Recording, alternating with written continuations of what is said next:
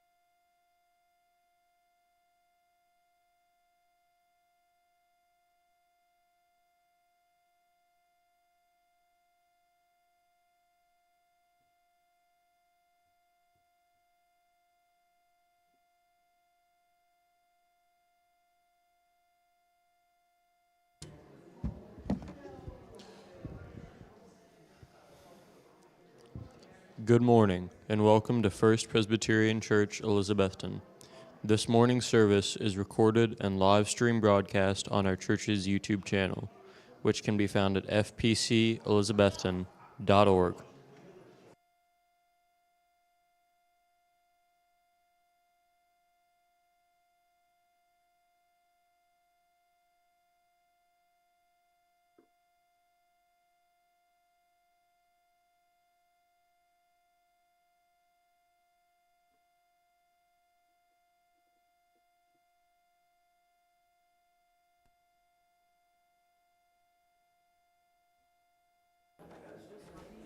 We're about to find out. Yeah, you're good.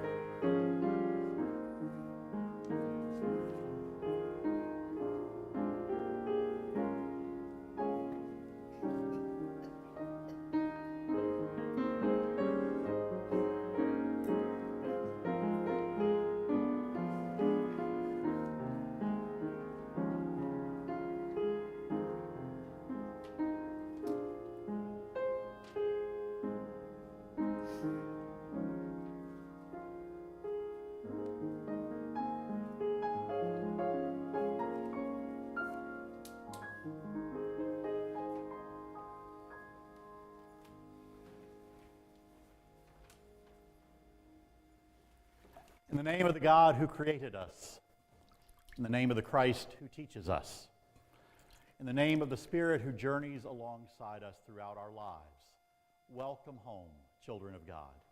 Peace be with you. Good morning and welcome to First Presbyterian Church this morning as we gather together as God's people in God's name. I welcome you here, whether you're joining us here in person or online today. If you are online, would you please sign in on that, just the YouTube chat this morning? If you're here, if you would please sign those blue friendship pads, pass them down. We just ask everybody to sign in each Sunday because what we do after worship is to tally up the number of people in worship and then to give $1 for everybody worshiping every Sunday to a different local or international ministry. Today is the second Sunday of the month, so the recipient today is Assistance and Resource Ministry, or ARM. It's a wonderful ministry just a block or two from here behind Ingalls, provides food, non-perishable items, other kinds of assistance to folks throughout Carter County who are in need. Just by showing up to church this morning, you are helping to support the work that ARM does. So I thank you for the gift of your presence. In just a minute, we're going to hear from Delana, who is the chairperson of our welcoming team this year. We've got 5 new folks joining the congregation this morning. We're delighted. She's going to introduce them. But I want to make sure we all know we're invited to stick around after church this morning. Head downstairs to the Dixon room. We have a cake, we have snacks, coffee, tea. This is our second Sunday of the month. We call it Benediction after the benediction. It's just a chance to visit. We do this every second Sunday, but we're delighted today to be able to do it. We welcome new folks, so this is a chance for all of us to meet and get to know one another a little better. Toward that end, we've brought our name tags up from downstairs, so we encourage you to find your name tag if you haven't already put it on. If you need a name tag, I've got some blank ones back there you can write your name in, but see me at the benediction. I'll get a list down and we'll get those printed for anybody who has lost theirs or doesn't have one yet or anything like that. We'll make sure we all have them. And just a reminder that on Easter Sunday, last Sunday of March, we're going to be collecting our One Great Hour of Sharing offering. You can see some posters around. There's brochures in the back to tell you about what that offering does, but that's collected by churches throughout the Presbyterian Church USA and other denominations, and it goes to supporting a lot of wonderful worldwide and ministries. So you can read more about that. We're going to collect that on Easter Sunday. If you want to help save for that offering, we have those fish banks you can take home with you and put money in. But those are also back in the narthex. I think that's all I have for announcements. Any other joys, concerns, announcements this morning? Suzanne? Oh, yeah. Pass around for the Kirk dinner, is that right? Yes. So, yeah, our community life team is hosting a dinner for Kirk Campus Ministry at ETSU. When is that, Suzanne? The 25th. It's a Monday, 6:30. Okay. And we need volunteers to help provide food for that. Monday evening, we'd love for you to either just bring some food for that or join the Kirk campus group, campus ministry group at ETSU. Thank you. Any other joys or concerns? There'll be some options too as to how you can get the dish that you signed up for. Okay. You can come Sunday, you can bring it Monday afternoon to my house, or you can take it to the ETSU location, which I will get that soon. We don't have it yet. Okay, the campus ministry house, yeah, which is kind of up above campus on the hill, but we can get you in, we can put an address for that. And right. Sure. And my information is in the e-news and also in the bulletin if you want to contact me as well after you think about it and come up with something. All right. Thank you, Suzanne. Any other joys or concerns or celebrations? All right. Delana, you want to introduce our new folks? Good morning. Good morning. I think it's Wally. Is that mic on? Hello. There There we we go. I can hear it now. All right. Great. Okay, I'm going to try to do this in alphabetical order, although I didn't write my notes in alphabetical order, but we'll go through this, try to do it that way. I'm going to introduce our new members to you. I'll try to keep it brief, but I'm a storyteller, so what can I say? All right, first, if you are comfortable, new members, you can stand while we introduce you. I'd like to introduce Andes, and Rose, and Ezra. There's Ezra, okay, all right. We'll start with Andy's. Andy, he is from Elizabethton, a graduate of ETSU, and he loves reading, particularly, he's a history major, so particularly World War II history, and he's hoping to be a teacher in the future. So that's Andy, a little bit about Andy. Now, Rose, she's from Oregon and moved here 7 years ago with Ezra, and they got married, she and Andy did. She earned her associate's degree at BYU, Idaho, and is working on her BA at ETSU in psychology. She works for Citibank, and it sounds pretty interesting in the financial crime department. She likes kayaking, rafting, hiking, loves outdoors, enjoys reading Mormon history, and is learning to sew. And their son Ezra, I did see a picture of him in a kayak, so I think he may be taking after his mother. A little bit there. All right, next would be David Clyott. Where's David? Where's your hand? There you go. Thank you. Brave enough to stand. Very good. David lived in Johnson City for 30 years, and he only recently decided to stop commuting to his job at Mast General Store as the VP of Operations, so as somebody you might be able to do something for you there, and he moved to Boone. But he's been coming to this church off and on ever since his mother-in-law Jean joined. And the last 14 months, he's been real regular. We've gotten to see him a lot here. He loves music and fishing. Okay, let's jump to Layla Martinez. There she is, folks. All right, thanks, Layla. She lives in Elizabethton and is a foster mother to a 16-year-old boy named Dakota. She loves reading, her family, working in the community, and she was looking for a church like ours that practices Christ's teachings of loving all people, caring about the earth, peace, and justice. And I believe, if we're alphabetically doing this right, our last person would be Michael Winfield. Michael, please stand. And his wife came with him this morning. We're glad to have you here. Michael previously lived in North Carolina, so he and David have switched, and he married a local, Rita, just recently, and he moved to Irwin, has 2 sons, 1 granddaughter, is retired from North Carolina state government.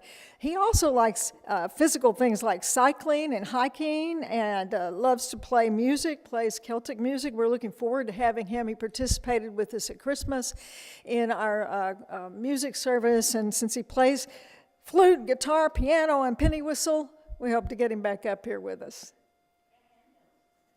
And handbells. Thank you. Those are our new members.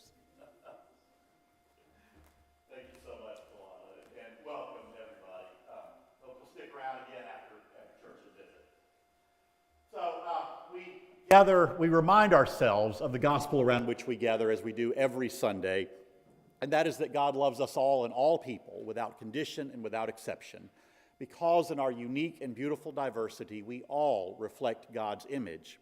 And that includes us in our diverse sexual and gender identities, lesbian, gay, bi, trans, queer, straight, male, female, non-binary. That includes our diverse racial and ethnic identities, black, brown, white, Asian, indigenous. God welcomes our questioning, our belief or unbelief, our exploration of the richness of human knowledge found in science, in diverse religious traditions and spiritualities. God's love welcomes and loves us, whether we are rich or poor, young or old, able-bodied or disabled, suffering or rejoicing. For God's love welcomes all people without condition and without exception. So welcome, God's beloved community. We are grateful today for the ancestral Cherokee land on which we are gathered and for the loving waters of the Watauga and the Doe River watersheds that nourish us. As we worship together, we pledge ourselves anew to work for truth and reconciliation among all people, respect for each other and for creation in all we say and do. So let us worship.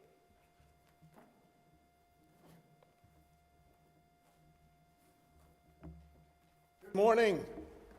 You are the introit this morning. Hymn book number 700. You don't even need the hymn book, but if you feel better, get the hymn book out, because you're going to sing the first and the last stanza, and you're going to sing it like we mean it, if you will, please. Number 700 in your hymn book, I want to live so God can use me. Let's stand, if you will, please.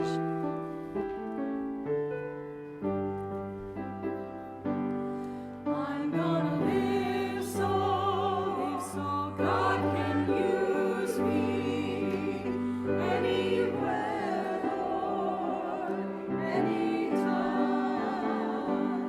I'm gonna live so God can use me anywhere, Lord, anytime. I'm gonna sing so God can use me anywhere, Lord, anytime. I'm gonna sing so God can use me anywhere, Lord, anytime.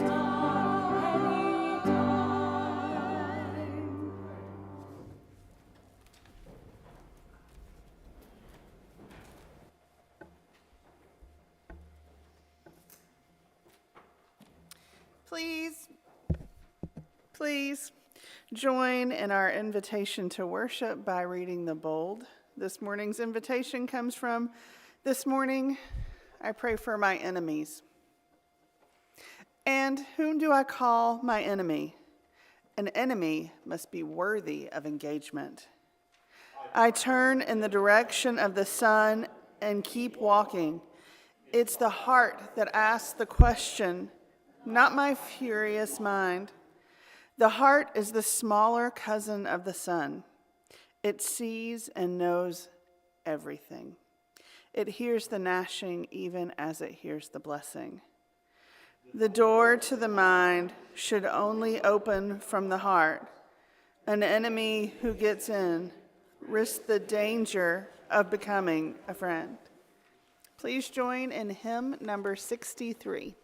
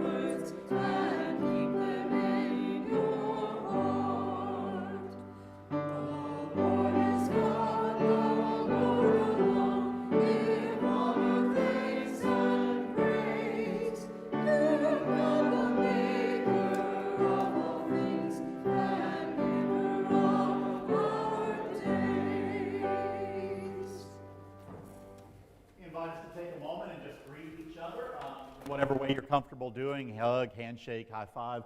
If you're online, enjoy that slideshow of friendly, smiling faces. And if you haven't sent me a new picture for the slideshow, now's a good time to do it. I'm gonna take a video of us to send to Emmeline and them. Passing the peace, passing the peace, passing the peace. Oh, your phones. Peace, say hi, phones. Peace, peace. Who are you doing that to? For Emmeline and Cody, passing the peace across the pond.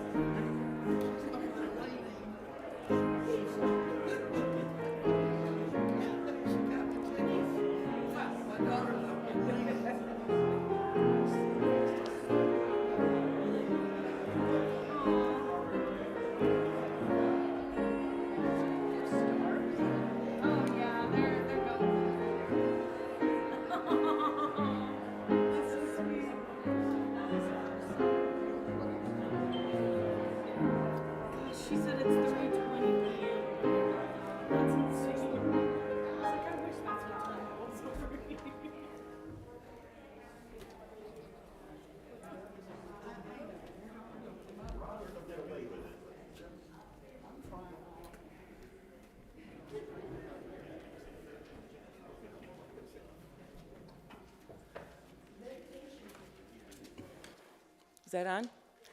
The meditation is not the equinox, so you don't have to do anything. Today you are going to be seekers. I want you to close your eyes and get comfortable. Relax the muscles in your neck and shoulders. And begin breathing slowly and deeply in through your nose and out through your mouth. In and out.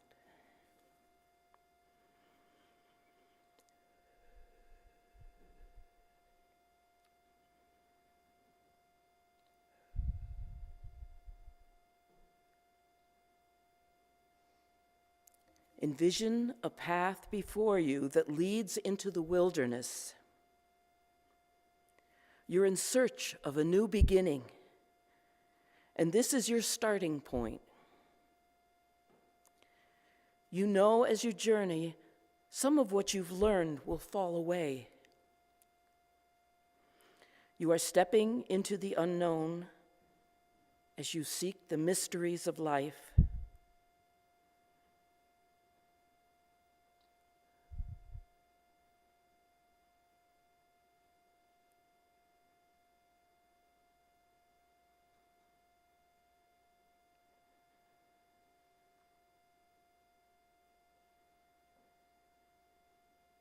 There is a sense of being alone when we open ourselves to new ways of seeing and thinking. As you step onto this new path, there is concern, but there is also excitement. You move gently, taking in your surroundings, turning over every stone, peeking behind every bush and tree along the way. There is so much to take in.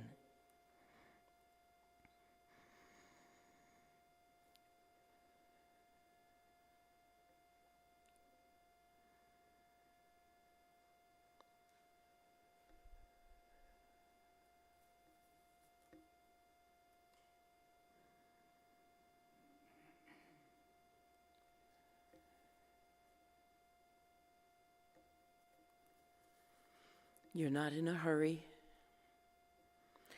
There is nothing that needs to be carved in stone, and there really is nothing to fear, because this is your path. It belongs to no one else but you. You can mold it into a sacred realm, or you can just flow with the intelligence of the universe.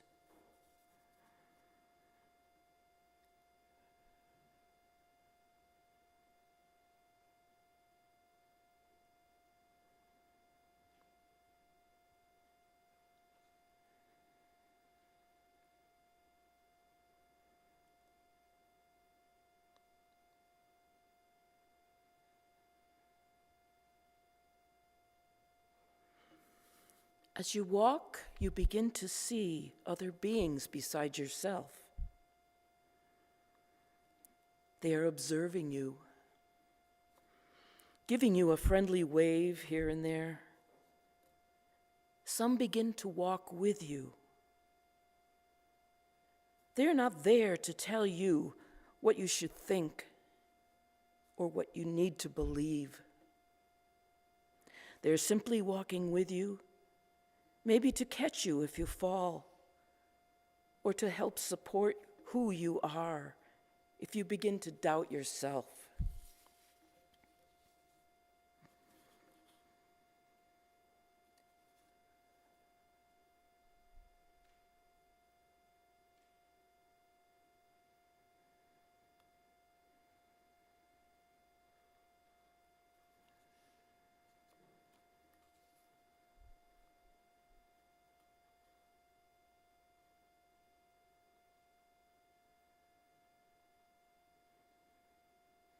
This is not a path filled with strict rules or conceptual walls. With every breath of fresh air, you inhale the freedom of spirituality and the wonder and beauty of this environment.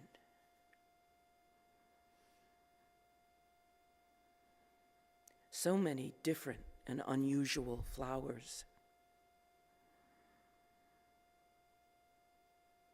The diversity within the natural world unfolds, and you begin to understand that the only thing you must embrace is love. You will tend this garden path with the best you have to offer, nothing more.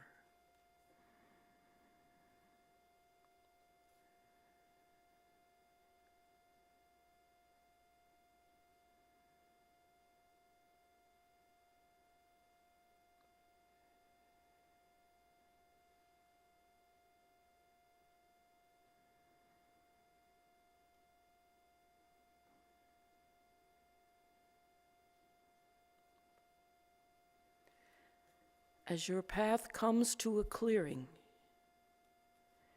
you see many others gathering together to cradle the mystery, not to solve it. They don't try to form it into a human concept, yet they welcome it and you with open arms.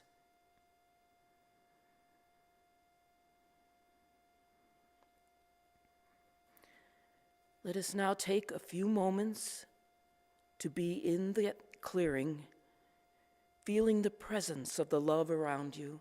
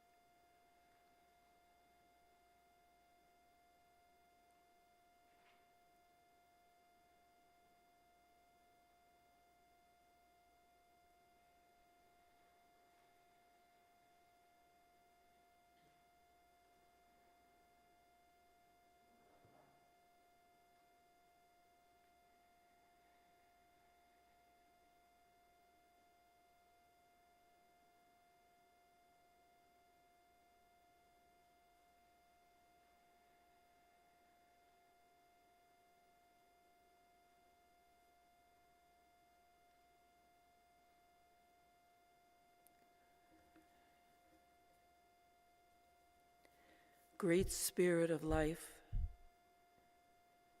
lift us above the uncertainty that sometimes plagues our minds.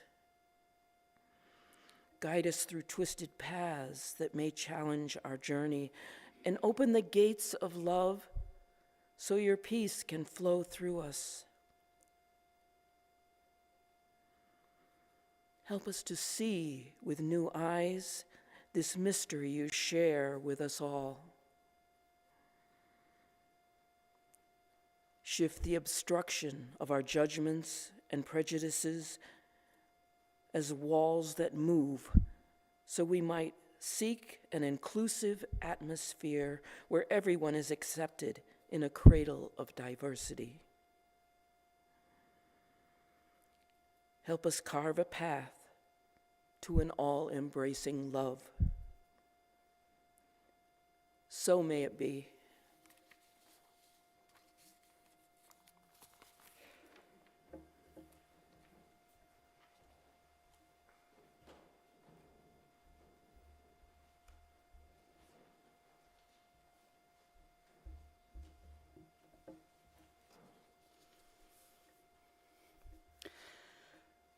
Our reading today is from Luke. Just then, a lawyer stood up to test Jesus. "Teacher," he said, "what must I do to inherit eternal life?" And he said to him, "What is written in the law? What do you read there?" He answered, "Well, you shall love the Lord your God with all your heart, with all your soul, and with all your strength, and with all your mind, and your neighbor as yourself." And he said to him, "You have given the right answer. Do this and you will live." But wanting to justify himself, he asked Jesus, "And who is my neighbor?" And Jesus replied, "A man was going down from Jerusalem to Jericho, and he fell into the hands of robbers who stripped him, beat him, and went away, leaving him half dead. Now by chance a priest was going down that road, and when he saw them, he passed to the other side. So likewise a Levite, when he came to the place and saw him, passed by on the other side. But a Samaritan, while traveling, came near him. And when he saw him, he was moved with pity. And he went to him and bandaged his wounds, having poured oil and wine on them. And then he put him on his own animal, brought him to an inn, and took care of him. And the next day he took out 2 denarii, gave them to the innkeeper, and said, 'Take care of him, and when I come back, I will repay you whatever more you spend.' Which of these 3 do you think was the neighbor to the man who fell into the hands of the robbers?" He said, "Well, the one who showed him mercy." And Jesus said to him, "Go and do likewise."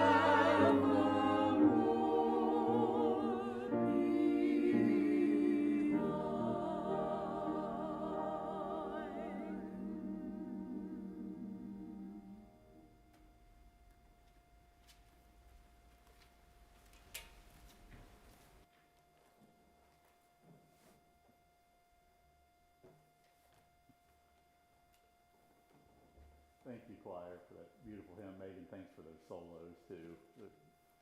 Well, Sarah, thank you for reading. And Lori, thank you for doing our meditation this morning. That was beautiful. So this past week, I had a call with a friend of mine, Matt. He's preached here a couple times before. He's a pastor down in Norcross, Georgia. And we were both just kind of commiserating about some political interactions we'd had in the past week. I worked the polls this past Tuesday, the voting in our local precinct, and got to, count the number of folks who came in to vote in the primaries for one party versus the other. Matt put on his clerical collar and went down to the local, the State House in Atlanta, about an hour drive from Norcross, because the legislator there, the committee, was doing a hearing on some legislation called RFRA laws. And he and a lot of other clergy were going down to protest those. If you aren't familiar with RFRA laws, it's Religious Freedom Restoration Act. So think about the kind of laws that you've probably heard before, like I think the first one that came up was same-sex couple wanted to get married and the bakery owner didn't want to do a cake for them. Those are RFRA laws. 24 out of 50 states have some kind of RFRA law on the book, Tennessee being one of them. And the Supreme Court's ruled that they're not constitutional at the federal level, but they are at the state level. So we have laws like that. And it's not going to come as a shock to anyone here to hear me say that I don't think those kinds of laws necessarily represent Christianity, at least not as I understand it. Everything that Jesus taught and everything Jesus demonstrated in the way that he lived was all about growing the circle, including more people, not excluding them. And when people were labeled as outcasts, tax collectors, Samaritans, sinners, Jesus makes a point to go sit down with them and eat with them. It's one of the big things that kept getting him in trouble with religious folks, was that he didn't avoid people that his religion considered unclean. Instead, he sought to develop relationship with them. And I get angry at laws like that because I think they're all about trying to make us feel better about hating somebody else. Because if we can justify doing so with a law, or say our religious text tells us we can, then we don't have to feel guilty about something that we know is wrong otherwise. And it's not just these RFRA laws. I grew up in South Carolina. Jim Crow laws were only taken off the books 6 years before I was born. Didn't grow up with them, but they were there for a century. Throughout states all across the South, laws that mandated racial segregation in all kinds of areas. So legalized hatred like that is not new to our time, our experience. Even in our own denomination, and I love the Presbyterian Church USA. There are a lot of things about it that I think really that our denomination gets right. But for about 20 years, from the mid-90s to 2012, we had a law in our own denominational constitution that excluded LGBTQ folks from full participation in the life of the church. We wanted that in the books so that we could feel better about excluding people. I think we are always looking and searching for ways to make it okay or to feel better about discriminating or excluding or disliking or hating other people. And it's better if we can justify it by claiming that it's what God wants us to do. I thought about that this past Tuesday, working the polls. Guy came in with a hat that said, "I'm a deplorable" on it. You know where that's from. It's a derogatory term that, I say we, that some of us who vote a certain way have used to talk about people in another party. We like to label and hate and exclude, and we want to feel justified about doing it. And I think that happens across the board. Our reading this morning, it's a familiar one. I look back, anytime I get ready to preach on a text, I look back to see what I've said about it before, both so I can try not to repeat myself, which I probably end up doing anyway, but also just, how often have I done this? What have I said about it before? This is one I end up preaching on about once a year. And it's a story that we are familiar with, I think many of us. A lawyer comes to Jesus, asks him which law he absolutely has to follow. And if you start reading through the laws that he's talking about in Exodus, Leviticus, Deuteronomy, you can come up with 613 laws. And so the test for Jesus was to answer which one of those mattered the most. And the lawyer put the question to Jesus specifically because Jesus was often criticized for not following the laws, at least not in the eyes of the religious officials. So the guy asked Jesus which of all of those laws was the most important. And Jesus gives two answers. Love God, love your neighbor. That is not Jesus coming up with something new, by the way. Both of those laws were part of those 613. But Jesus did pick two to elevate above the other 611. I'm sure it seems just as absurd to you as it does to me that Jesus would say the law about loving other people is equally as important or is important while totally ignoring the law that prohibits men from trimming the upper corner portion of your beard. It's like his priorities are totally out of whack. I mean, that was another one of the 613 laws. But that is what Jesus is saying, right? That other religious laws, other laws, may not matter as much if the law of love is not our guiding principle. All those other laws may not matter much if our guiding principle is not the law of love. The lawyer responds to Jesus, says, okay, I get it. I need to love my neighbor, but who is my neighbor? And if we're attentive, I think we probably get the question he's really asking is not who is my neighbor, but who is not my neighbor? Who am I allowed to not love? Who can I feel good about hating, about rejecting? Who can I feel okay about excluding? And of course, an easy answer to that would have been the Samaritans. I don't know that a lot of rabbis would have gotten up in the synagogue on a Friday evening or Saturday morning worship and said, you know what, our scriptures say God says to love everyone but the Samaritans. It's okay to hate them. But we find ways to feel okay about hating groups who are different from us. That's the thought that popped into my head as I was thinking about this passage this week, sitting there in the polling place on Tuesday and watched that guy come in and thought first, oh, here's somebody else, one of them, voting that way. And I realized what I was doing, othering somebody else. Because anytime we do that, we other somebody else, we reduce somebody to a label, a caricature. It becomes so much easier to demonize them or hate them because if we can reduce them to a simple label, then they just represent that one thing. A multidimensional, rich human being with all kinds of stuff just becomes a simple label. I had to text Felix earlier and ask, because his first sermon here back in October, maybe, I can't remember, he used a quote by Catholic priest Anthony DeMello. I had to ask him for it to get it right again, but DeMello said that once you label something, all understanding stops.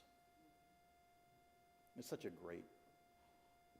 And that's the cruelty, I think, of those RFRA laws. It's the cruelty of labels like deplorables.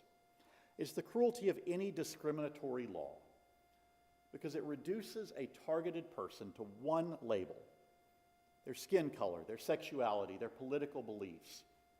And again, it's not news to us, I think. Most of us probably already know and understand that we're not supposed to hate someone because they're different. But it doesn't stop us from finding ways to try and feel justified about excluding those people. We know it happens. And if we're honest, I suspect we probably know we do it ourselves sometimes. It's the first twist in this story Jesus tells, that the only person willing to stop and help this guy on the side of the road was an other, a Samaritan. That was a label. It was a label that meant unclean, outsider, other, one of them, not one of us. But the real twist in Jesus' story that I love is that it's not just the Samaritan, the other, is the one who stops and helps the guy on the side of the road. Because this is not a story about how a good Jew loves even a Samaritan, or how a good Christian loves even the Muslim or the gay or the atheist or the political enemy. This is not a story about the good person loving even the outsider. It's a story about the outsider, the Samaritan, being the very one who teaches the good person how to love. It is the non-Christian, the non-Jew, the outsider, the labeled person who is showing the insiders how to behave, how to love. It is the outsider who gets it. Who was the real neighbor to the man who was robbed? Jesus asks the guy. And the lawyer, if you notice this in the reading, he can't even say the word, he can't bring himself to say the word Samaritan. And so he just says, it's the one who showed mercy. Go and do likewise, Jesus says. So what does it mean for us? Because I'm going to go out on a limb and suggest that we already know that part of it. We know we're supposed to do that. Go and do likewise. Go and show mercy. Even if we fall down or falter or fail at doing that sometimes, we know we're supposed to do it. We get that. I don't think if you're coming to this church on a Sunday morning, you are probably thinking RFRA laws are a good expression of Christianity. I think we get that part of it. But I also know a lot of folks, and I suspect probably most of us in here know folks, who certainly don't look at Christians as a model for the kind of love that Jesus teaches in this story. One of the things I try to do when I'm writing a sermon is think about the takeaway. Like, what difference does it make to me or to you all that we can come here and talk about a topic on Sunday? What do you take from this? And what it meant for me this week is thinking about this, that folks writing RFRA laws are reading the same Bible that we are reading. They got the same one in their pews on a Sunday that we have in ours. But they come away with a very different understanding of Christianity. And I think there's an important role for spirituality in a healthy community or society. But I also think the kind of religion that RFRA laws celebrate drives people away from religious institutions, especially from Christianity. I have friends, I have neighbors who want nothing to do with church because that's what they believe church is about. And if I'm honest, it's the same dynamic that makes it hard for me to feel good sometimes about friends and neighbors who align themselves with the GOP. And it's not because I think they're bad people. But when representatives of a particular group spout hateful, divisive rhetoric, and everybody else in that group remains silent, then I start to lose faith in that group as a whole. And that's what I see happening in the church. Some people spout hateful, divisive rhetoric in the name of Christianity. If we are not speaking up, speaking out with a different message about the importance of love and reaching across boundaries and being accepting, then we are losing an opportunity. We need to know how to have those conversations. We need to be secure in knowing that that kind of rhetoric doesn't always represent Christianity. We need to be able to talk about that, I think.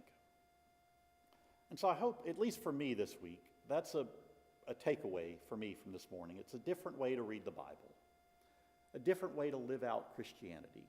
a different way to be the church than what makes the news a lot of times, because what makes the news is what's sensational.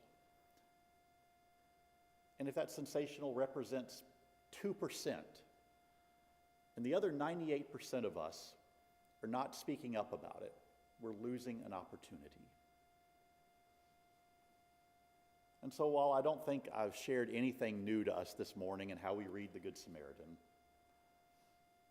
what I hope I am taking away from it at least is knowing that we have a better message to share, and then committing to go and share it.